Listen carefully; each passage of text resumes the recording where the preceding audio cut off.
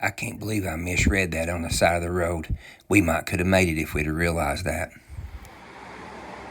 Okay, so I'm back out here messing with the little Falcon. Like I said a little bit, I skipped a little bit there on the last video where I took it out and went to the couple of car shows. Everything seemed to be going pretty well on it, but still yet getting a little bit of temperature up after we drove it for quite a while up on the top end of it. So I went back, redone a little evaluation. Earlier, when I changed those jets on that other video, I said that thing had a set of 86 jets in it. Well, come find out, there's no way that thing had 86 jets in it. Like I said, I'm out of touch a little bit on this, but I'll get it figured out. So I'm going to take it apart and see. It's probably got 66 jets in it. And if that's the case, then I got a set of 68s and a set of 69 jets over here. I'll jet it up a little bit, and I'm going to go there before I do anything drastic on it. And like I said, I understand and I appreciate all the information and everything on it and all, and I appreciate the tips. I've done some of them. I hate this fan shroud, but I did put a fan shroud on it. And the only reason that I'm reluctant to do that, from the very beginning, this wasn't to be a better car or a building it from scratch or anything like that. I'm literally wanting to recreate my first car. I'm not trying to make it better. I'm not trying to make it faster. None of that stuff like that. I'm simply trying to build back the car that me and my old dad built back in the 80s. And if it worked back then, it will work now. So I just got to get the little bugs worked out of it. And but I'll get it. I'm determined. So we're going to try to jet this thing up. Again, like I said, I could change the rear end ratio and all that, and I may end up doing that at some point. But like I said, that's the one that was in the car originally, back in the day, and I don't understand how come I can't get it. I just hadn't got it all done. And also in consideration too is car's got less than 1,000 miles on it since it was up on the rotisserie with no floor in it. So I'm determined. We're going to get it. We'll pull this thing out and see if in fact I was right. Or actually Steve was right when he seen the video about there's no way it's got 86 jets in it. Let me take it apart. We'll check them again for C, and I'm pretty sure he's right. So there you go.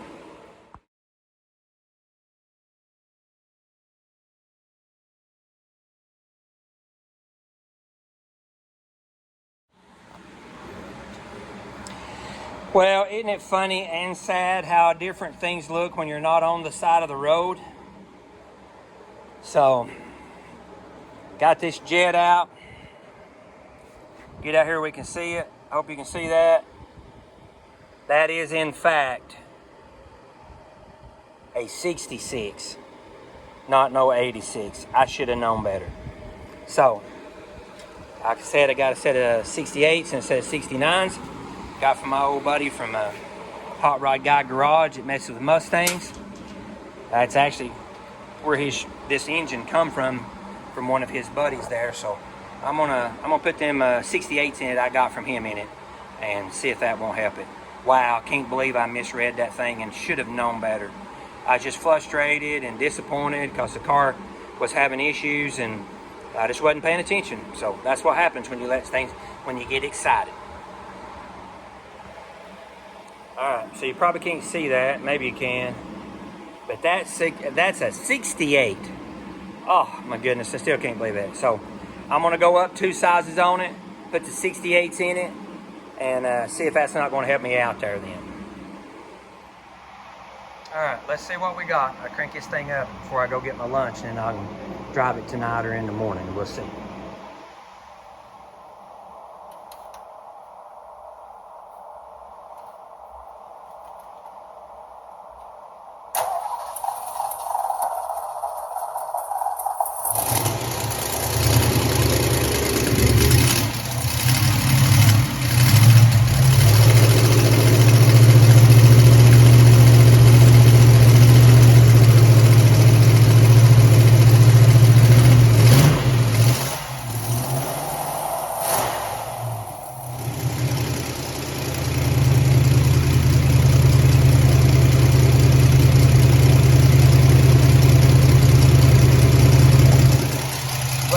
runs with those jets in it.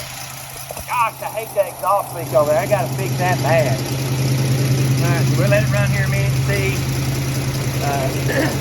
Hadn't had my lunch, so I'm gonna give me some lunch. Either take it on a road trip tonight or in the morning to work. So hang in there with me. Man, cross your fingers too. Throw one up for me. Gotta get this figured out. Just that little 289 chop, they call it. I like it. I like it. Yes, sir. All right, we're gonna find out. I've been letting it sit there and idle. I'm up 180 degrees now, which is fine. So we're gonna go down through here. I live out in the middle of nowhere. So we're gonna idle along back on the back road here till we get to a somewhat smooth and longer stretch where I can get it up to around 60 there for a little ways. And I can make a loop around, because I'll know right off the bat, you know, if it's going to do this or not. Like I said, appreciate y'all watching me out and figuring out all this stuff. So far so good.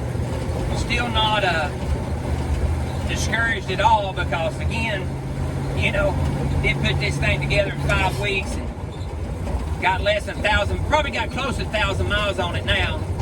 You know, there's probably some people out there that can build one and never have any issue with it in the first 1,000 miles, but this ain't going to be it. So we'll get here to the main road and check it out. All right, so here we go. This is going to tell us what we want to know.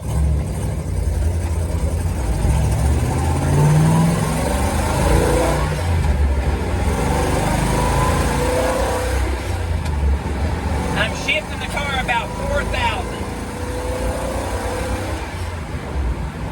Just easing it into it, nothing really drastic or anything, because up over that 3,000, or around 3,000 is where we're having an issue at. So right there, I got the car up on 3,000. I don't have my little GPS on, so that's about 61 miles an hour. Hey, so far so good.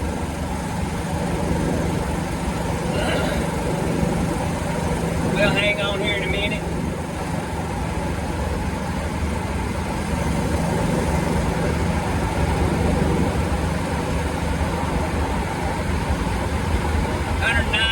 Not nothing. See, but now it would have already creeped up big time. You can actually tell a little bit of a difference, believe it or not, in the response with the throttle on it. So, boy, wouldn't that be something? Staying 190, still going probably 60 something.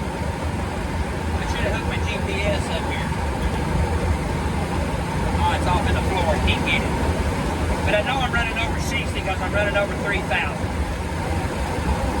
Still 190. It would have already been up to 200 by now, going this far into 3,000. So, maybe we got it. Yeah, maybe we got it.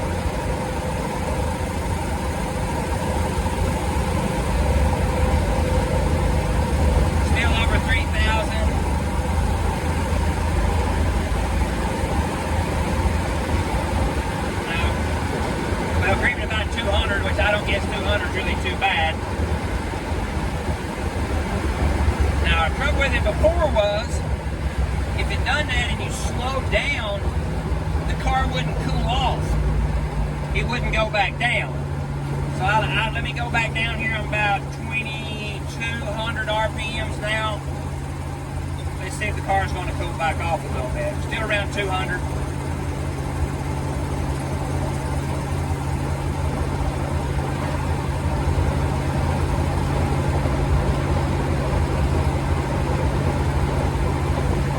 Maybe. Of course, it is like 100 degrees down here, 90 something anyways. We'll see. I'll let you know right back. All right, drove it up here quite a ways. I pulled over here on the side. getting about 210. I just flipped the electric fan on. It's sitting here idling pretty good. So we'll see if it'll go back down. I think it will. So I think maybe we might have helped it out there. We're creeping up closer and closer on it. So we'll head back here in a second and see what we got. Well, I finally got my GPS to pick up because my speedometer's off anyway.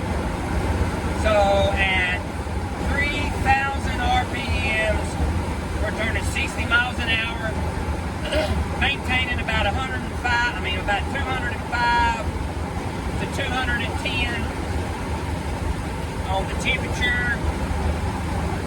I think that'll work. Because it ain't no highway car no ways. So I should be able to get here and there in a reasonable amount of time running that. So actually pretty happy with that. Plus, like I said, it's dang near, it's 90 plus degrees. So I think maybe we've accomplished something here. And you know we're going to have to see if it likes the big jets a little bit. Not nothing major.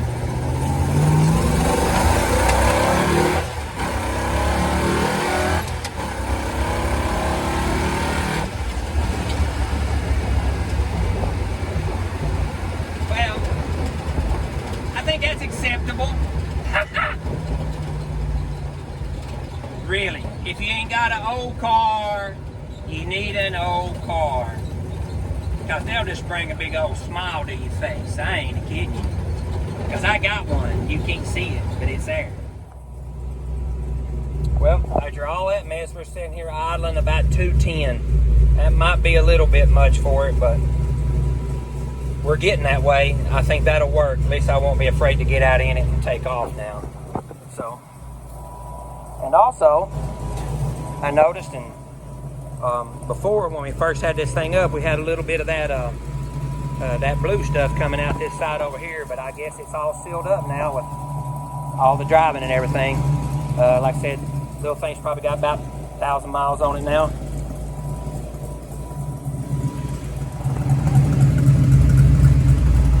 My old boy Topper done a good job on his exhaust.